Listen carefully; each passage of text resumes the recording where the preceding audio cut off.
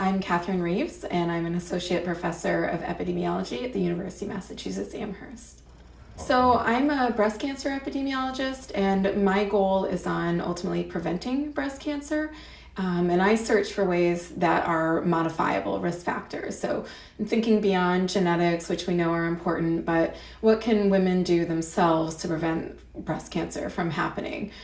So I'm looking at things currently that are in our environment, things like BPA or phthalates, that there's some reason to believe that they could affect breast cancer risk, but we're really not certain. And so my research is hoping to answer those questions so that we can have women modify their behavior or have legislative or advocacy solutions that might in turn reduce the number of women getting breast cancer in our country. I grew up in southeastern Connecticut.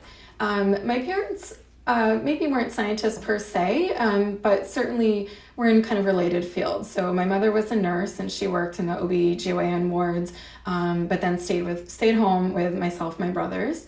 And then my father was an engineer, spent 20 years on nuclear submarines with the Navy, and then retired and worked as a defense contractor for a number of years, and then currently works as kind of an industrial engineer for a medical products manufacturing company.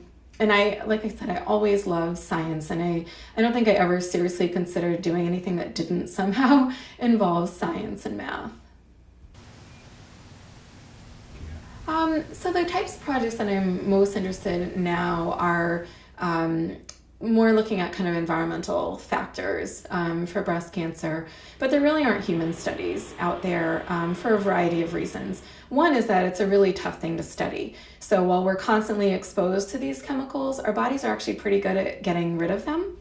And so if I took a sample from someone today and measured what their BPA exposure was, it could look really different from what their exposure is tomorrow or the next day, because your exposure changes from day to day.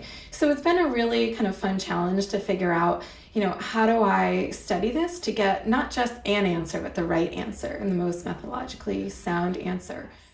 Right. I really pride myself on going into it as a scientist, and I don't have an agenda except that I want the right answer wherever that falls. And so my job as a scientist is to design the most rigorous study that I can, and a study where when I get the answer, I'll believe the answer. And if it turns out that these products really don't affect breast cancer risk, then I'm actually a little bit happier with that, because we're all exposed, and that's kind of an easier answer to accept. If it turns out that's not the case, then I think it's important to know that, so we can do some things to reduce our exposure or to somehow mitigate the effects of that exposure. I think I could have been a good doctor. I don't think I would have enjoyed it the way that I enjoy this field. I kind of know myself, and I think ultimately I did find the right path. And that's one of the things I really like about my current position, is that I get to teach, and I get to teach undergraduates. And when I was in college, undergraduate epidemiology and public health didn't exist. And so it's really wonderful. It's something that attracted me to UMass Amherst as faculty, was that we do have this great undergraduate program. And it's really fulfilling and just wonderful to work with a lot of these students and expose them to epidemiology at a much younger age than I was, and really get them excited about it. So I think, my long-term vision for my research is really to reduce breast cancer morbidity.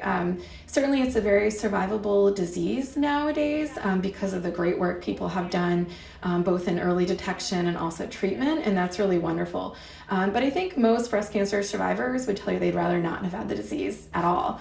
As a woman myself and as a mother of 2 young daughters, I'd really like to see a world where breast cancer is truly, truly a rare condition, and that we're not all affected by it. I think most, if not all of us, could think of someone that we know or someone that we're related to or love very much that has been affected by this disease. And my goal is to really reduce that, and hopefully to do it by finding ways that women themselves can be empowered to reduce their own risk, either by screening or by reducing their exposures to certain things that could increase breast cancer risk.